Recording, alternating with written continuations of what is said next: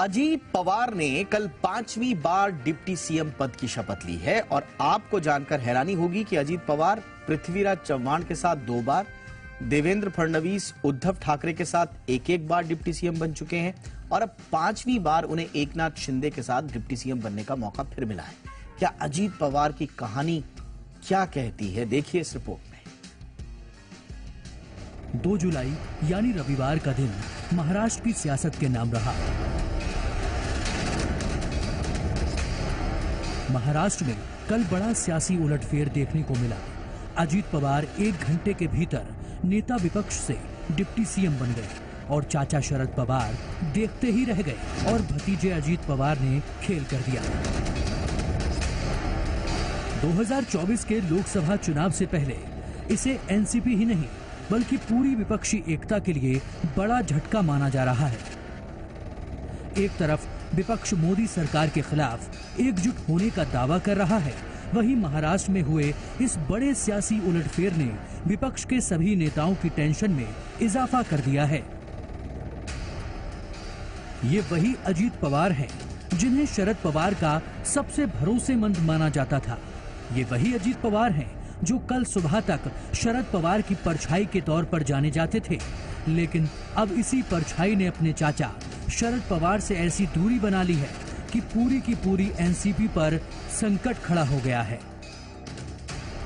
अचानक हुए इस सियासी घटनाक्रम ने एनसीपी को तोड़ दिया है। अभी पूरा 1 महीना भी नहीं हुआ था जब सुप्रिया सुले को एनसीपी का कार्यकारी अध्यक्ष बनाया गया था और अब एनसीपी में सबसे बड़ी बगावत देखनी पड़ी। अजित पवार ने चाचा से बगावत कर शिवसेना में डिप्टी सीएम की शपथ ले ली। सवाल उठ रहे हैं कि शरद पवार जैसे सियासी सूरमा को अपनी ही पार्टी में बगावत की भनक कैसे नहीं लगी। सवाल तो ये भी उठ रहा है कि क्या सियासी उलटफेर की पटकथा लंबे समय से लिखी जा रही थी।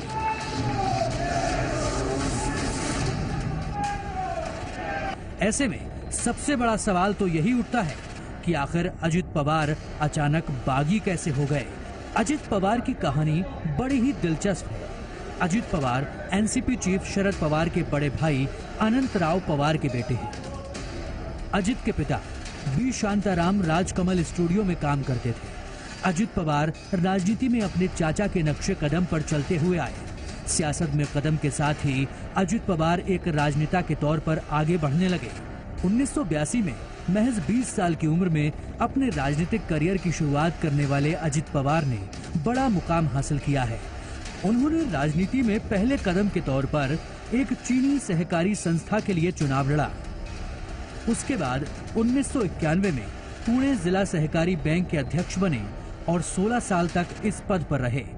1991 में अजित पवार बारामती लोकसभा सीट से सांसद चुने गए, लेकिन बाद में उन्होंने अपने चाचा शरद पवार के लिए ये सीट छोड़ दी थी, जिसके बाद अजित पवार ने पीछे मुड़कर नहीं देखा और बीतते वक्त के साथ अजित पवार और मजबूत होते चले गए। लेकिन एनसीपी में वो अपने कद और पद को लेकर सफल नहीं हो पाए। इस मसले में हमेशा शरद पवार ने उन्हें दरकिनार किया। हालांकि पार्टी के लोगों को ये बखूबी पता था कि अजित पवार अपने चाचा के सबसे भरोसेमंद हैं।